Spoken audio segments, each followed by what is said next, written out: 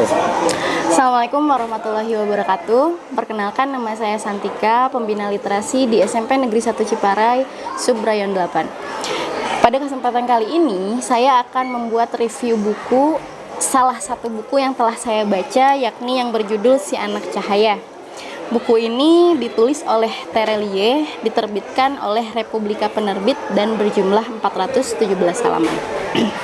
Nah, pada kesempatan kali ini saya akan mereview dengan menggunakan teknik Ishikawa Fishbone. Di sini saya telah menggambar tulang ikan, yang mana pada bagian ekornya itu berisi identitas buku. Kemudian nanti di bagian badannya akan ada bagian-bagian adik Simba. Apa, di mana, kapan, siapa, mengapa, dan bagaimana. Nanti di akhir di bagian kepalanya akan ada amanat dari buku yang telah saya baca tersebut. Diawali dengan bagian apa, buku ini adalah tentang Nurmas, si anak cahaya yang memiliki petualangan masa kecil yang indah. Kemudian kejadian ini di mana, yakni di sebuah kampung pedalaman Sumatera, juga di Batavia yang kali ini kita kenal dengan nama Jakarta. Nah, kapan kejadian dari cerita ini, yakni pada tahun 1950-an atau awal mula kemerdekaan Indonesia. Nah, siapa saja tokohnya? Di sini ada Nurmas, ada ayah Nurmas yakni Yahid, ada ibunya Nurmas yakni Kaf, ada teman-teman Nurmas yakni Jamilah, Siti, Rukayah, ada Pak Zen, dan lain-lain yang merupakan masyarakat dari kampung tersebut. Di sini mengapa kejadiannya, yakni banyak hal spesial walaupun dibalut dengan kesederhanaan di kampungnya. Kemudian bagaimana kehidupannya ini sederhana, dilalui dengan sederhana saja, namun ternyata banyak sekali hikmah yang bisa kita ambil. Saya akan menyampaikan sedikit isi dari buku ini. Buku ini berkisah pada tahun 1950-an. Kita tahu sendiri bahwa pada tahun tersebut adalah awal mula kemerdekaan Indonesia. Kalau kita bayangkan, awal mula kemerdekaan Indonesia pasti sangat sederhana sekali. Di kampung ini, kampung tempat Nurmas tinggal, di sana rumahnya masih panggung, hutannya masih lebat, sungainya juga sangat jernih, dan masyarakat hidup dengan berladang, entah itu ladang jagung, ladang kentang, dan lain-lain. Nah, di sebuah latar yang menakjubkan ini, ternyata terselip kisah yang sangat luar biasa dari tokoh Nurmas. Tokoh Nurmas ini sebenarnya kalau secara kasat mata hidup biasa saja. Pagi-pagi sekolah, dan di sekolahnya itu teman kelasnya hanya ada 7 orang, dan yang luar biasanya lagi, dari 6 kelas yang ada di SD tersebut hanya ada 1 guru yang mengajar, yakni yang bernama Pak Zen. Bagaimana kita bisa membayangkan 1 guru untuk 6 kelas seperti itu.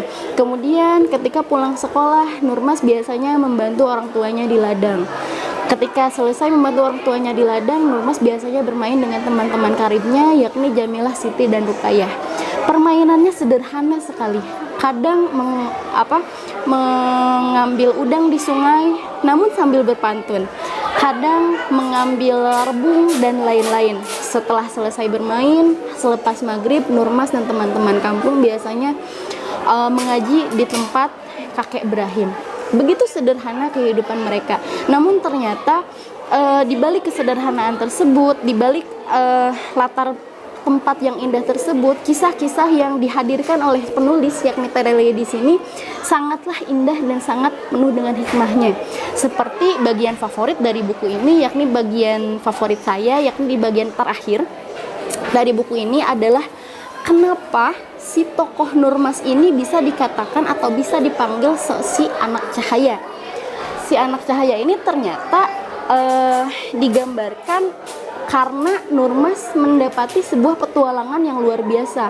Dia membantu seluruh masyarakat kampung yang ternyata sedang dikuasai atau sedang diteror oleh gerombolan PKI di sana, dan Nurmas tampil dan hadir sebagai seorang pahlawan. Nah, bagaimana ia tampil dan bagaimana ia bisa akhirnya dipanggil sebagai seorang anak cahaya? Silahkan baca buku Terelie ini.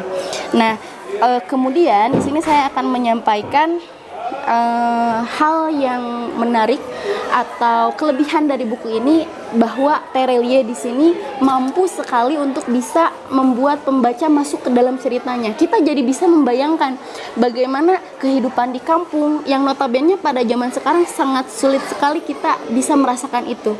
Bagaimana latar suasana yang dihadirkan ternyata indah sekali di pegunungan, nikmat sekali udara di sana dan lain sebagainya. Kemudian kalimat-kalimat yang digunakan oleh Terelie pun sangat menarik, sehingga saya sebagai pembaca terenyuh dan masuk ke dalam ceritanya, dan di bagian akhir saya sampai menangis karena saking indah sekali cerita di balik Anak Cahaya ini. Kemudian terakhir di sini saya akan menyampaikan amanat setelah saya membaca buku ini, yakni banyak sekali hal spesial, banyak sekali hal luar biasa yang bisa dilakukan oleh kita walaupun di tengah-tengah keterbatasan alam, keterbatasan waktu, keterbatasan biaya dan lain-lain. Selama kita mau peduli dan yakin bahwa kita hidup harus bisa bermanfaat untuk orang lain. Terima kasih. Sekian review dari saya. Wassalamualaikum warahmatullahi wabarakatuh.